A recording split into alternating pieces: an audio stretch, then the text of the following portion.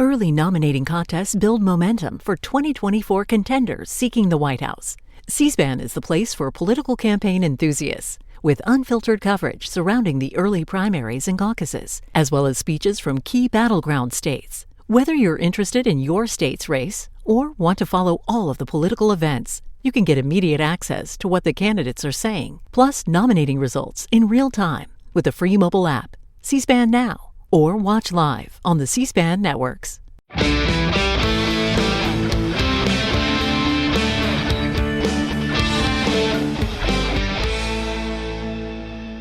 In 2005, two brothers hit the road to chase demons and fight monsters.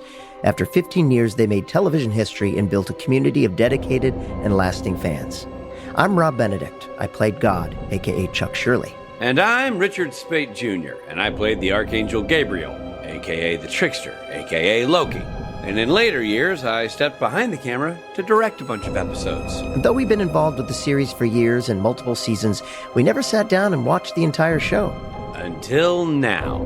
Rob and I are going episode by episode, watching each and every one. And we're diving in with the folks who made the show to bring you an insider's point of view and some great behind-the-scenes stories from the writers, producers, crew, and actors. And along the road, we're becoming fans. We've heard you saying it for years, and we finally get what all the excitement is about. We'll definitely be hitting on some spoilers, so you better be watching with us or look out. This show holds up after all this time and deserves to be watched and rewatched. Thank you for joining our journey and listening to Supernatural Then and Now.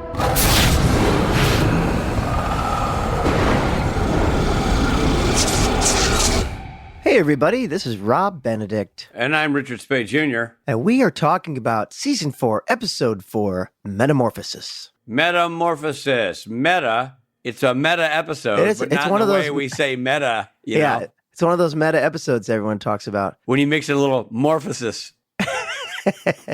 Hey, on Patreon, we've been live streaming some of our reviews of the episode. So if you missed the live stream, the videos, they still get posted there. So if you're a Patreon member, you just go on and watch it whenever. And you know, Robbie and I were just in Chicago. A lot of Supernatural fans coming up to us and saying they love the live streams. Lots of that. So yes, true. We love them too. We're going to do more of that. So join Patreon and be part of the party. Yeah. Plus, if you want to chat online with fans about Supernatural all day, there's Discord access that comes with your Patreon membership. So, and one of these random days, I'm going to post Rob's home address. So get ready to stalk. Yep. And my phone number and my social security. Bingo. Robbie, why don't you do the thing you do where you take the episode that you've absorbed and you spontaneously summarize it? Okay, I'll try. Sam and Ruby have a demon tied to a chair. Sam demands to know where Lilith is. The demon won't provide answers, so Sam exercises it with his mind. Meaning, like said, and 1, and 2, touch your toes, Yeah. and 3, He and takes it out. and running. Yeah. They and do some jogging, and your knees are high. Stair-stepping. Yeah. So he exorcises it with his mind, sending the demon back to hell. Ah. Dean has been spying on them and presents himself. He's shocked by what Sam and Ruby are doing together. Aren't we all? Turns out there's more than just Yeah. Boy, he thinks he's shocked now. Wait till the wedding. Sam says he's trying to save people and asks Ruby to take the man that was possessed to the hospital. He's still alive. So Dean is still pissed, and he pulls the demon-killing knife on Ruby, but Sam stops the altercation. Back at the motel, Sam tries to explain his reasoning to Dean, that he's trying to use his power to save lives. Dean tells him that Castiel said that Dean must stop Sam from using his powers or the angel would. That's a lot of proper nouns. Yeah. In that sentence. Yeah. Dean tells Castiel that Castiel told Sam, that Sam told Gladys, that Gladys told Myrna that Charlie has a crush on Susan. By the way, Myrna, one of my favorite Supernatural characters. So they're all interrupted. All those people are interrupted by a phone call about a case from a hunter named Travis. Really? Yeah. Yeah. A hunter named Travis. Huh, okay. The boys travel to Carthage, Missouri to meet him. I think I've been to Carthage. Yeah. There they see Jack Montgomery, who seems like a normal guy except for his insatiable desire for raw meat. He's even tempted to eat people.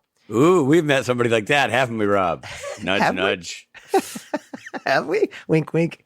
Yeah. Travis has known the brothers since they were children. He explains that he once hunted and killed Jack's father, who was a Rugarus. A what?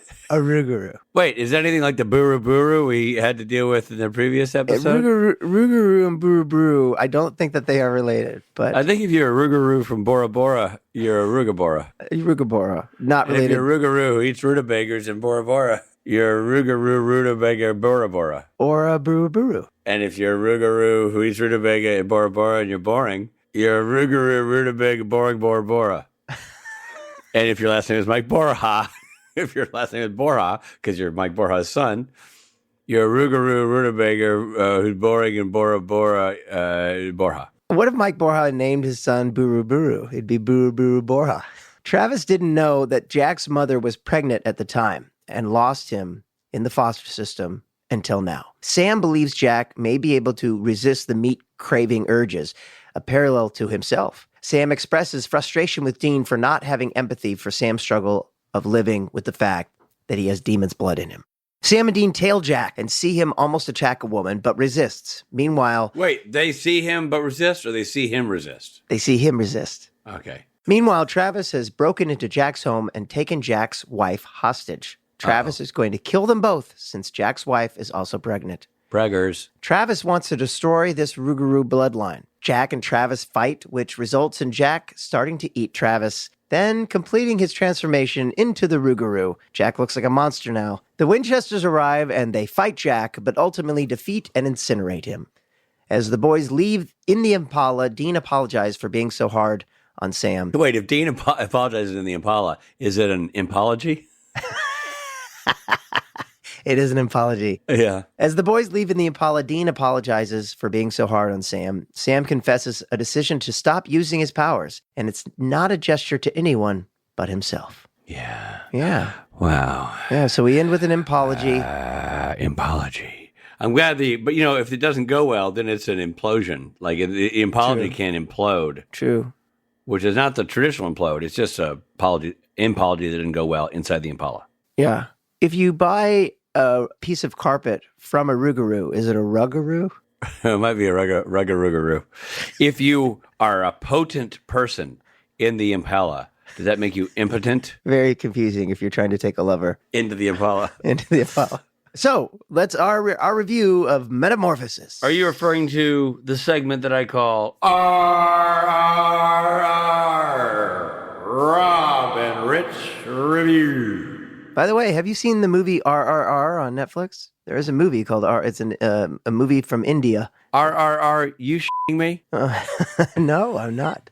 RRR, you yanking my chain? No, I'm not. Yeah, it's supposedly a great movie, and I want to see it. It's it got some acclaim at the end of last year. Anyway, Metamorphosis is what we're talking about. Yeah, look, I think the highlight of this episode for me was the actor who played Jack. He's great. Fantastic. Yeah. Really good actor. Dameon Clarke. Yeah. Is his name, and he's great. He holds the whole thing together. In traditional supernatural fashion, they just found a phenomenal actor to be the linchpin as a guest star. So rare in TV to have guest stars be so massively pivotal in the series, and he was one of them, and he was great. Yeah, and this episode is sandwiched between some like cult classic episodes of the show, so it doesn't get as much attention. But I think it's a very solid episode. It's also kind of gross, so it doesn't get the like, ooh, I love that. But it's a solid episode, top to bottom. It's very gross. You're not wrong about that. I do think that it's. I welcomed the darkness, to be honest, because it's kind of. You mean Emily Swallow? We had a couple of humorous ones lined up. You know what I mean? Yes. Like you said, weirdly, it's probably more on tone for the show, but out of tone for this little run of episodes. Right. Exactly. If you could rearrange the playlist of episodes, I might put it at a different spot. But it's good. And we also got a little bit further sort of explanation about Ruby and why Sam's talking to Ruby and what the demon blood is doing to him. And yeah, you know what it reminded me of a little bit? It reminded me of the Sterling K. Brown shows. Yes. About the episodes of Supernatural where it's talking about the humanity of the monster. Yes. You know what I mean? You're getting into the idea that, like, if he is a Rugaroo who can resist, like, you look at Travis and you go, Did Travis try to save this guy, or did Travis's appearance drive this guy into madness and drive him to, Right. would he have been fine if he'd been left alone? Right. We'll never know. Yeah. Honestly, to be honest, when I watched the episode, I don't think I got that whole sort of backstory. You didn't, what do you mean? Between Travis and Jack. I knew that Travis had killed Jack's dad. Right. Somehow in the translation, I missed that Jack had become a foster kid and got lost in the system. Right. That part I missed. I missed that detail. And see, that part I got. So together we could piece it together. If we watched the show together, we'd have filled each other in. Or if we were on a desert island trying to remember what this one was about. When we're not scavenging for food, we're walking through supernatural. Or eating each other. Rob, this is like a couple Rugarus. Okay. A lot of jokes there. I'm just going to leave those alone. Well, that's good because it's a PG-13 show. Classy show filled with classy listeners. Not necessarily classy hosts, but classy listeners. God, no. So I liked the morality exploration it did. Yeah. And I thought, again, Dameon Clarke was so good about walking that fine line of temptation and confusion and anger and resentment. I'm like the 5 stages of grief kind of going through that guy. I feel bad for his wife, too, Yeah, dude. It's never fun. What a loss. Yeah. Felt a little bit metaphor for your relationship with your wife. You know what I mean? It was. We all feel bad for her. And the fear she had that I might somehow destroy her and all the children. I thought it was great. Okay. I'm not going to give it a Stapleton. I'll tell you that right now. Okay. And it's not because it's not great, but again, Supernatural has set such a high watermark. This episode. Agreed. So I just can't. It's not that. Yeah. For me. Yeah. Well, then what is it? I'm going to go Charlie Daniels. I think it's a solid Charlie Daniels. Oh. Which is a nice full beard, good looking beard, rock solid. By any other metric, a great episode of TV. It's just with Supernatural's high standards, it's just not quite a Stapleton. If Stapleton shaves his beard and just starts growing it back, is it a Stubbleton? Ooh. Every now and then when you think Rob has folded up his tent and call it a day, he dusts off something like that. That's the content I'm here for. Goodbye, everybody. Thank you for listening. That was good, Rob. That was real good. You're going to do Charlie Daniels. Which is, by the way, just for people kind of following my country music scale, that's maybe a hair better, no pun intended, or pun intended, than a Kenny Rogers. Because Charlie Daniels is a little more scraggly, a little more edge to it. I was going to say, some people might argue that's a great beard. It's a great beard, but it's still Stapleton to me is since I've deemed Stapleton my kind of perfect episode, A+++. Charlie Daniels is a solid A, solid A minus. Yeah. Okay, in that case, going along those lines, because I'm right with you on that. We've set a high watermark. It can't be perfection, but it's really, really good. I'm going to give it Jerry Garcia. Oh man! First of all, quit accusing us of not having other beard references. 2 new ones today. Yeah. I mean, boom, boom. Yeah. Again, where's this Rob been all year? But okay, so we're gonna go with that's great. That's a great analogy. Yeah. Great beard measuring stick. Yeah. And I feel like on par with Charlie Daniels. Like it's an iconic beard. Iconic beard. It just it doesn't have the sort of the groomed perfection perhaps of our 100%, but still a great freaking beard. Yeah, man. Agreed. Okay, well, speaking of Dameon Clarke, who really carries the episode, I've got a treat for you, Richard. What, Candy? He's our guest today. What? Yeah. Oh my gosh, that's awesome. Dameon Clarke plays Jack Montgomery in the episode. You may know from his prolific voice acting work. He's been featured in such anime franchises as Dragon Ball Z, Yu Yu Hakusho. He provided voices for such video game titles as Blood Rain, Final Fantasy, Borderlands, Street Fighter, and Marvel vs. Capcom. He's also guest starred in a bunch of live-action TV series, including CSI, Criminal Minds, 24, Prison Break, and How to Get Away with Murder. Plus, he starred in or has been featured in such films as Secondhand Lions, A Scanner Darkly, and How to Be a Serial Killer. Man never stops working, is what we're saying. Here he is.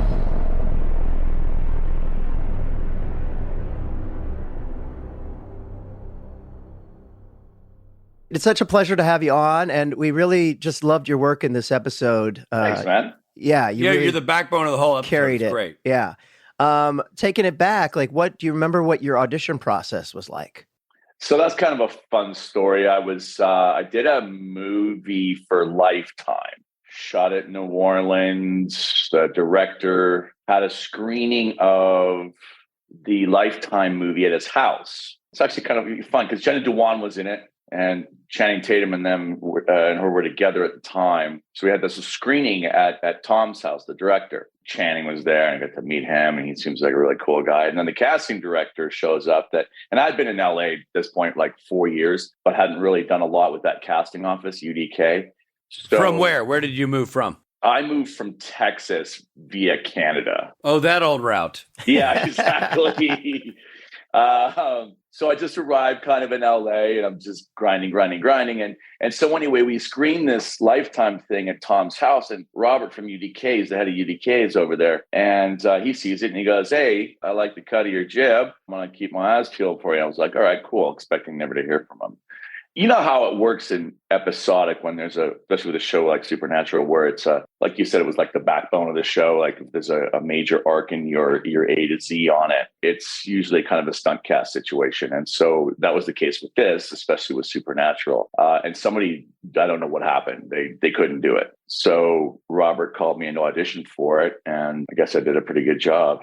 But it was a fun audition because in the audition, I had to actually turn into the Rugarus portion of it. Yeah. So like I'm writhing around on the floor, screaming my head off. And I'm like, is this over the top? I don't know. Is this Are we in the OTT, ballpark? as they say in the business. Yeah. I talked to a couple of buddies of mine who turned into Rugarus. This is what they said it's like. I hope I'm doing it right. Yeah. So I'm on the floor in front of like, I don't know how many people, 10, screaming and yelping and whatnot, as a Rugaru does. And I think the director or the producer was like, well, at least put some effort into it. Now, did you have to research like what a Rugaru was or anything like that? Yeah, I figured that out kind of early on. It was just basically a version of a werewolf. I mean, So Kim Manners, the director of that, rest in peace, Kim Manners. He was just a pleasure to work with. But he really wanted me to look at the old Lon Chaney stuff, speaking of werewolves. So he's like, go watch that. And that was my introduction to Lon Chaney, pretty much. Never really thought about watching that stuff before. But that was what attracted Kim to that character, and this is why he was so good as a producer and a director, was the vulnerability that he felt that Lon Chaney lent to the werewolf roles. Mm-hmm. So, and that's kind of a cool lesson for actors that are starting out or not, whatever. But to when you're playing a villain, and what I always try to do when I play a villain is to, not that Jack was really a villain, but you know what I mean, like. To add relatability and vulnerability, so the audience is not just, well, I don't know what that is and I can't relate to that. Yeah. So you want to have some element of empathy to well, I don't care what role you're doing, be it like a handsome Jack villain voiceover character, or I know if you're Terrence Stamp in Superman, whatever. Right. Yeah, because you're not thinking, I'm a bad guy. You know what I mean? If you're that character. Well, it's easy to do that. You know what I mean? Like, oh, I know what this is. I'm evil, and I'm going to go screw some people up. Right. It only starts there. Yeah. That's where it gets tricky. You want to make a villain watchable for 90 minutes. Exactly. Yeah. So, do you remember meeting Jared and Jensen? Did you, coming from Texas? No, I don't remember that at all. I don't remember meeting those Greek gods. No, yeah. You don't even know when they've entered the room. You're like, are they here? They're pretty forgettable. God, I hate hanging out with those two. Oh my God, I hate it so much. I mean, I'm like 6'1", I'm not little. And I remember taking a picture with them and I was like, no, I'm not doing that again. Not unless I have an Apple box. Yeah. Well, you're talking to 5'8" and 5'7" over here, so we felt like travel shampoos standing next to those dudes. I had no idea they were so friggin' big. Yeah. But yeah, they were a lot of fun, dude. I mean, everybody says that about them because it's true. And they would harass me on set and try to make me feel as welcome as they could, which they didn't have to do because nobody gives a shit about the guest star. Except for in Supernatural. That's the thing. That's the takeaway that we're always trying to impart to people who listen to the podcast. Rob and I started as guest stars. The lion's share of anybody who isn't Jared and Jensen started as a guest star, whether they did one episode or ended up doing 50 episodes. We all started as one-off people, and the show is as kind and as welcoming to those of us who do one and go away as it is to those who do one and stay. Thanks to those guys solely, in my opinion. 100%. It starts at the top. It starts at that level. And so the idea of nobody gives a shit about the guest stars, which is really true in the business, except for it was such a rare and beautiful exception, not just from the welcoming nature of Jared and Jensen and the rest of the crew and the tone they set, but also look at this material. I mean, you were basically, it was your show for the episode of, this episode was your episode. You know what I mean? And that's such a cool gift that episodic television doesn't always give a guest star. Well, I would say, 90% of the time, in my experience, nobody's really that accommodating or welcoming. And you just get used to it. You're not mad about it. Well, anyway, those guys, you're right. They set the tone, and I love them to bits. They have no idea who I am at this point, but I will always remember who they are. Yeah. And they probably will. They're good like that. They're crazy like that, yeah. But they were really sweet guys. Well, you're talking about doing conventions, because I know you must do a ton of them because of your voiceover work. Is that correct? Not a ton, but I'm on the road for a bit. Yeah. So in your journeys, does your role in Supernatural ever come up in the questions you are asked? Is it ever? It does. Yeah. It still resonates. And I think because of what you said, there's only a handful of episodes in Supernatural where there was a central character like that. So it's easier to remember it just because of that. Right. You say Rugarus, people that watch the show, even though it was season 4, they all know what that is. Yeah. 100%. And this was particularly a part of the series where things started to, every episode is really great. And, it's really taking off here. And you're right in it. This episode's right in it. So getting into the character a little more, there are 2 great scenes where we see Jack struggling with what's happening. One in the bathroom, he's brushing his teeth and something funky's going on. And then we see him chewing hamburger meat from the fridge and he catches himself in a frenzy. That's not easy to play as an actor, sort of you trying to not to give in to your urges and that kind of thing. No. Can you talk a bit about that, about playing those things and playing that struggle within Jack? Trying to remember what mindset I would have been in. Yeah. Because that was, 10, 12 years ago. Yeah, I know. But that, you ever tweaked your back in the gym or, sleeping? 100%. Sure. All the time. Bending over in the shower. Just turning to the left. Yeah. When sitting perfectly still. Yeah. I know what that pain is so that would be an example of just not making it too difficult in a situation like that. So just like a sense recall in that sense. But the hardest thing would have been, and I've come home drunk at 3 a.m. and raided the fridge. So that's easy. Yeah. Robbie, you got that one. I got it. Done. Check. That's the hamburger meat. Yeah. Right there. You ever hear those stories of people on Ambien? They wake up the next day. Yeah. And there's pheasant under glass or duck à l'orange. Yeah. Who made it? Yeah. Oh, it was the Rugarus. But when it comes to playing a monster, nobody really has any kind of point of reference for that. So I think my inspiration for that was, what's the maddest at somebody or the maddest I've been in a situation, and can I mix that with the saddest I've been?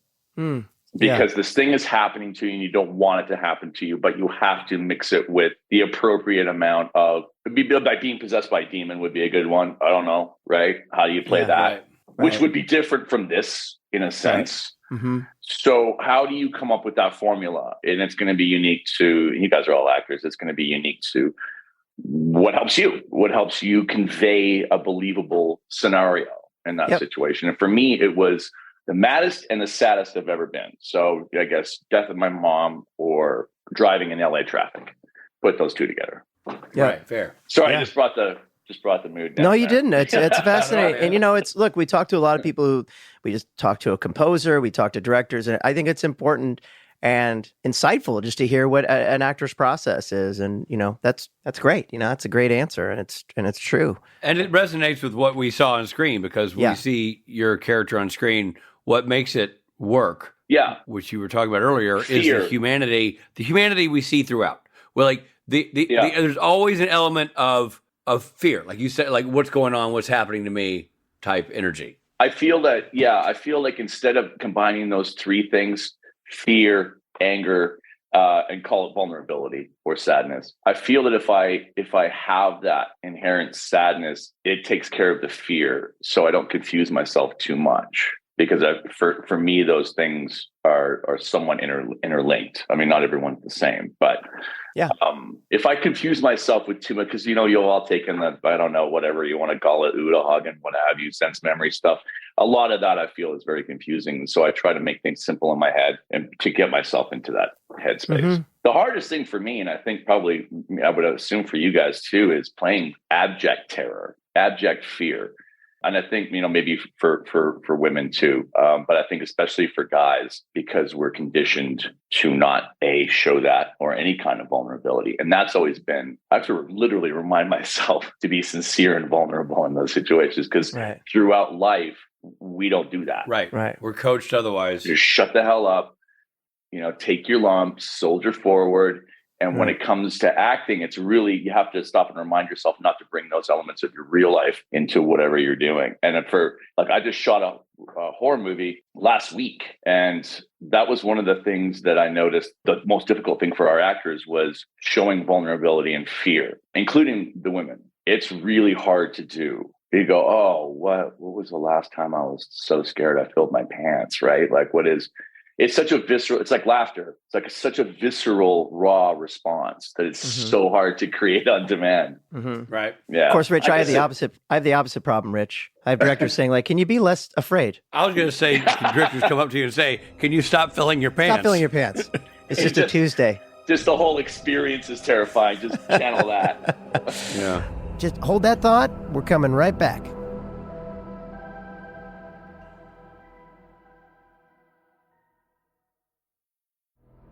Early nominating contests build momentum for 2024 contenders seeking the White House.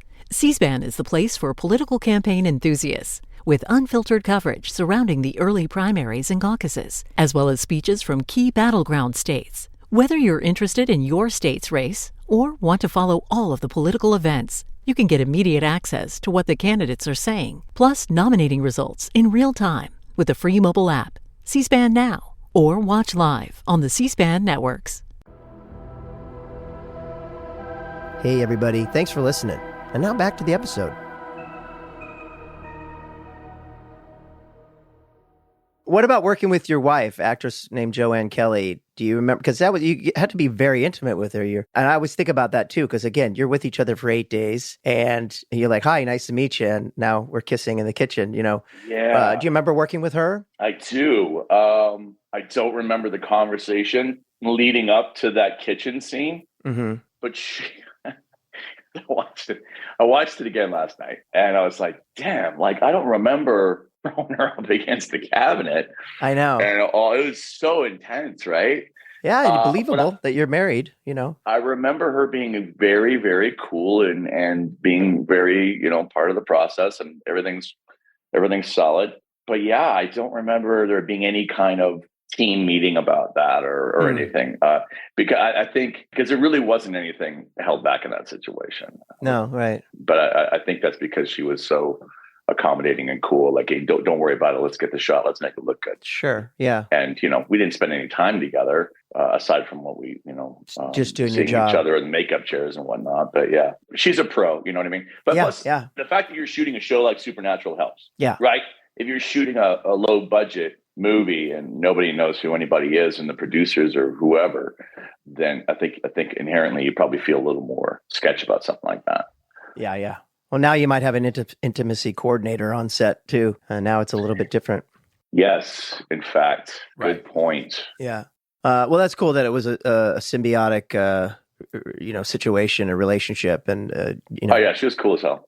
Yeah. So I had a follow-up question about that sequence, but it might not be something you remember if it didn't stick with you. But I was curious about how orchestrated it was. There were so many elements of it where it goes from loving to almost fighting, that I was curious about if Kim Manners had very specific shots or beats designed for you guys, if it was more organic, or how it all played out. Yeah, you don't like to mess with people too much, but he has great ideas, and I could see, here's the blocking. Walk up to her, up, counter, head, We want that shot to the cabinet, and then insert leg. Because I mean, you know how they got to get the days right. There's not a lot of messing around.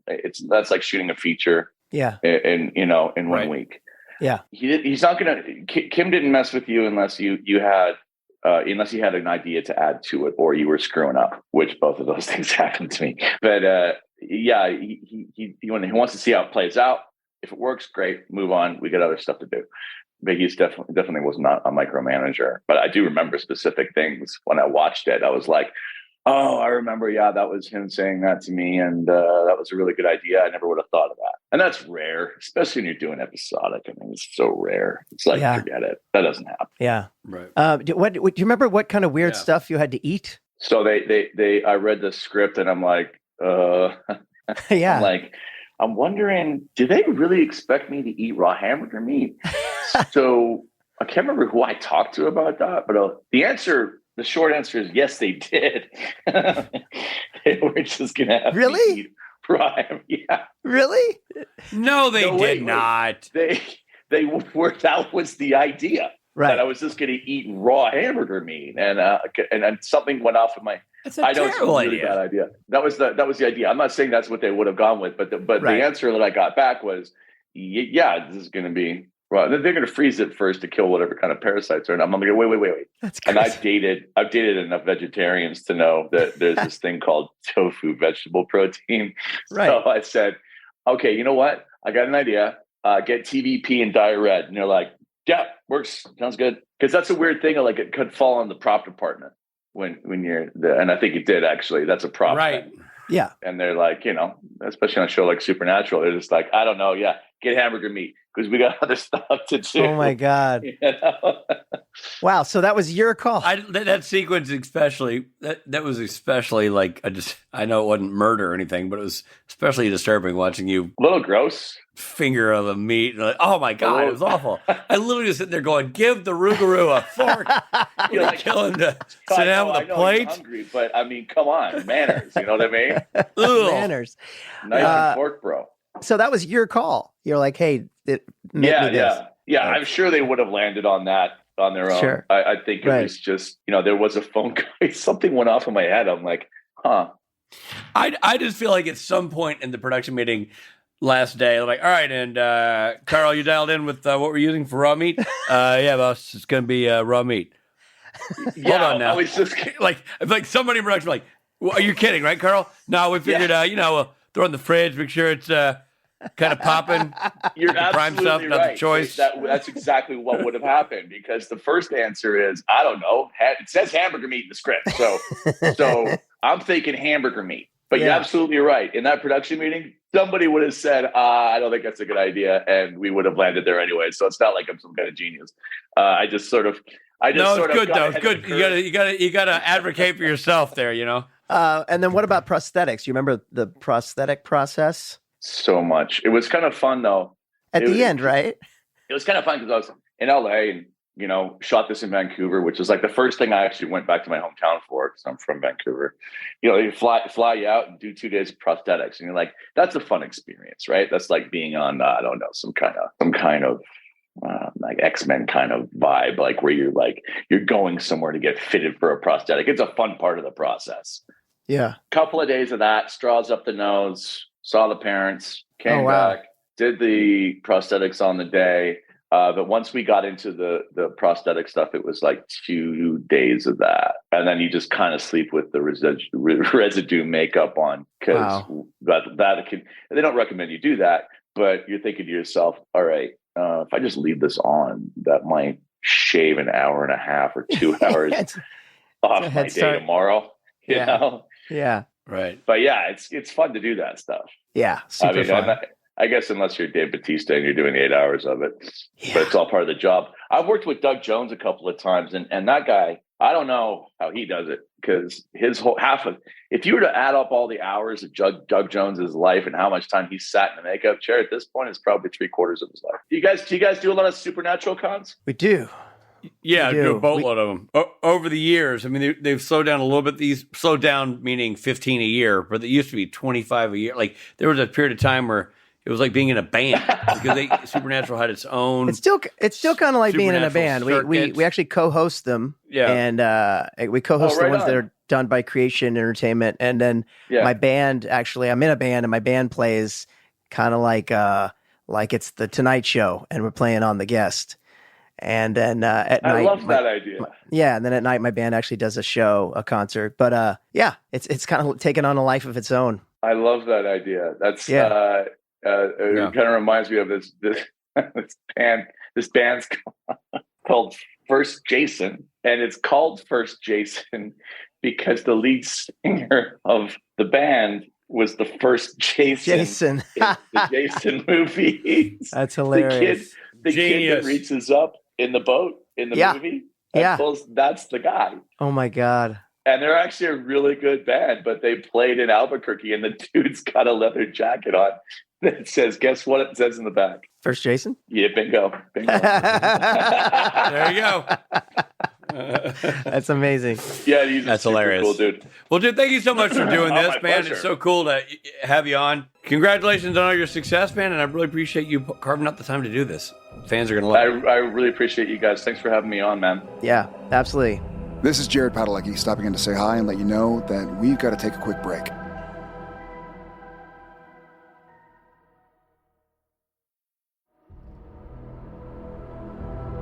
Thank you for supporting Supernatural then and now. And now, back to the show. Dameon Clarke, great guy. Dude, I mean, and what a voiceover career. What a cool guy. What a cool journey he's had. Yeah, great voice. Great voice and great on the show, man. Just, again, another phenomenal guest star knocking it out of the park. Terrific to have him on this episode, too. I love it. And I really like having sometimes the A-list guest stars who are the backbone of the show so often because a lot of times I don't think they know how well received their performances are because you do them, you walk away, and that's it. Yeah. So it was great to have him here and go through it all. It's awesome. Take a walk down memory lane. And now it's time to walk down a different lane. The lane I like to call mythology. Mythology. A Rugarus is a creature linked to the French concept of a werewolf. More commonly in the U.S. is the Cajun version, of course, the loup-garou. Loup is a French word meaning wolf. Oh, my God. That's so great. Yeah. The loup-garou. The loup-garou. Loup-garou. Je m'appelle loup-garou. Loup-garou. There are varied legends and interpretations of the character. A few include... For the more Cajun version of the beast, it is said the creature hunts you down for breaking the traditions of Lent. Well, we know that monster doesn't exist because otherwise Rob and I would be bloody carcasses in the streets. Wow. That's for eating, for not eating fish on Friday, I guess. Something like that, or having a ham sandwich. I don't know. Yeah. Another legend says the beast is cursed for 101 days and then passes the curse to someone else. Hey, Dave, I heard you're about to be over your curse. Yep, on the last day. Oh, so what happens? Actually, it's over at noon. Oh, wow, that's in a minute. What happens at noon? Well, Kyle, it's interesting you should ask. Just hang around for 30 seconds. You'll find out. Okay, Dave, you're acting kind of squirrely. Sorry, Kyle. Dave, I'm going to eat your arm. Yet another says the creatures are the result of witchcraft. It's always witchcraft. Aren't I surprised, man? Those how many good, every time you think witchcraft is doing nothing but good, and then you hear this kind of story. Ruining witchcraft for everybody. I know. Well, nonetheless, it's fun to say Rugarus and the French version, loup-garou. Loup-garou. Now, if you think that's fun, Robbie, you're in for a real treat. Because it's time for fun facts. Fun facts. This is the first episode where Castiel is referred to as Cass. And you are referred to as Ass. And you were referred to as Hole. And we started a band.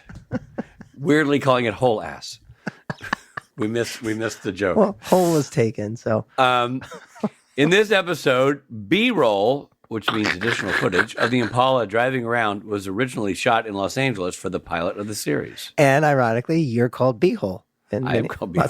All right, they utilized some B-roll of the Impala driving around town that was actually shot in L.A., not in Vancouver or wherever they shoot the series. Right. That is an interesting fun fact. I wouldn't call it fun, but it's certainly a fact. Well, I had fun listening to you read it.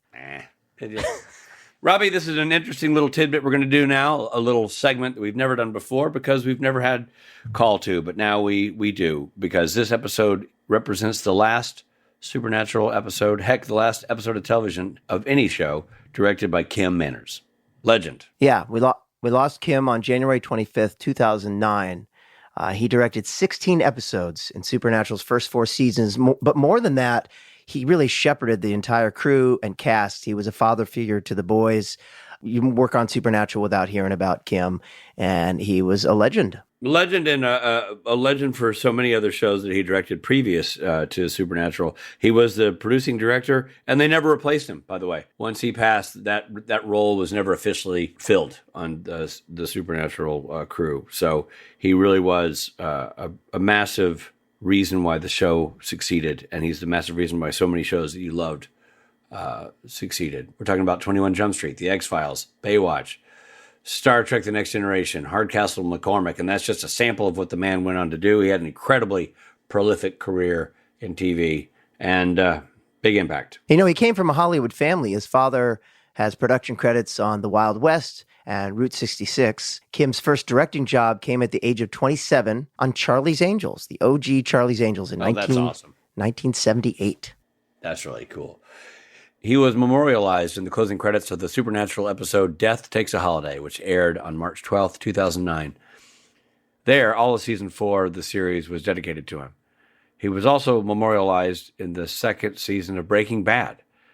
And the 2016 revival season of X-Files featured a scene where Mulder is sitting next to Kim Manners' gravestone, and it's inscribed with his birth and death dates, as well as the phrase, "Let's kick it in the ass," which is what he used to say to launch the beginning of any scene. Right. Mitch Pileggi was just telling that story on stage. Yeah. This weekend. Yeah. About that's how he walked away from, a blocking and camera rehearsal. When it was time to shoot, he would say, "All right, let's kick it in the ass." And yeah.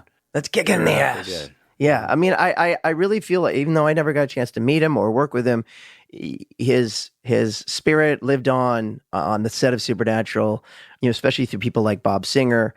They really carried sort of that spirit of what I hear he was like. And Brad Creaser talks about him a lot, and Robin, and so many of the people that we've become friends with who were there at the beginning talk about the massive impact he had, and Phil Segrisha talks about it. Like you, Rob, I worked with him once, but it was only for a few days. I didn't really get to know the man. I got to work with him, which I'm thrilled about, but I didn't know him personally. But I feel like I've gotten to know him really, really well through these interviews we've done over the last few years, and through listening to the actors and other directors and other crew members talk about his impact. And it's just, we should all be remembered so fondly as Kim Manners has been and will continue to be. Absolutely. A fun little fact that Pileggi said on stage that I always forget was that he was short. He was a little man, but had a really strong, big presence. Right. I didn't realize, I'd forgotten that. He's like, Pileggi said, yeah, he's a wee fella, but he was like, let's kick it in the ass. He was like old school. I definitely, again, in my gravitas. brief time working with him, I found him incredibly intimidating. I'll say that much. Not just by legend, but also by demeanor. I'm intimidated by his legend. Yeah, exactly. We all should be. Anyway, Kim Manners, you can't love Supernatural without having loved and enjoyed the work of Kim Manners. He is the backbone of the show and continues to be even after his passing. So, well tip said. of the cap to Kim Manners. Well said, my friend. Our own special little tribute to Kim. Thank you, Kim.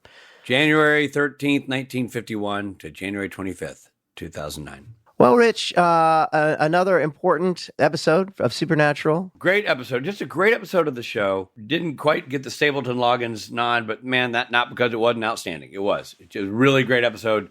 Dameon Clarke was fantastic as an actor on the show and as an interview. And what a lovely opportunity to sort of remember Kim Manners and remember his phenomenal impact on the show and on all of us because of his impact on the show. Yeah, and I have to say, Charlie Daniels and Jerry Garcia.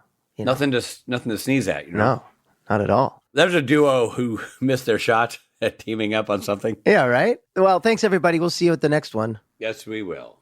And they're all great, so stay tuned. We're cooking with fire right now. Don't people usually cook with fire? You have an electric griddle Or an electric stove? That's not fire. So we're no longer electric griddling everybody. What do you say? Oh, we're cooking with the gas. cavemen used to say. We're cooking with gas. We're cooking with gas and fire. We're cooking with gas and fire. Oh, Boise. All right. This episode of Supernatural features Jared Padalecki as Sam Winchester, Jensen Ackles as Dean Winchester. Guest stars included Dameon Clarke, Ron Lee, Joanne Kelly, and Genevieve Cortese. Metamorphosis was written by Catherine Humphreys, directed by the legend himself, Cam Manners. Editing by Anthony Pinker. Music by Christopher Leonards. Executive produced by Eric Kripke and Robert Singer. The original broadcast of this episode included the following songs: Philip's Theme by Hound Dog Taylor and the House Rockers. This episode originally aired on October 9th, 2008. Hound Dog Taylor and the House Rockers sounds like a band you would have. It does a little bit. This episode of Supernatural Then and Now was hosted and executive produced by Richard Spade Jr. and Rob Benedict. Produced by Stephen Hine, written by Stephen Hine and Haida Holscher. And edited and associate produced by Trey Moody. Who's got his own bag now, bro? What's up, Moody? Music provided by Tim Wynn. This episode was recorded with the help of Sonic Fuel Studios. This podcast is from Story Mill Media. Follow the podcast on Instagram and Twitter at SPN Then and Now. And become a member of the podcast at patreon.com/SPN Then and Now.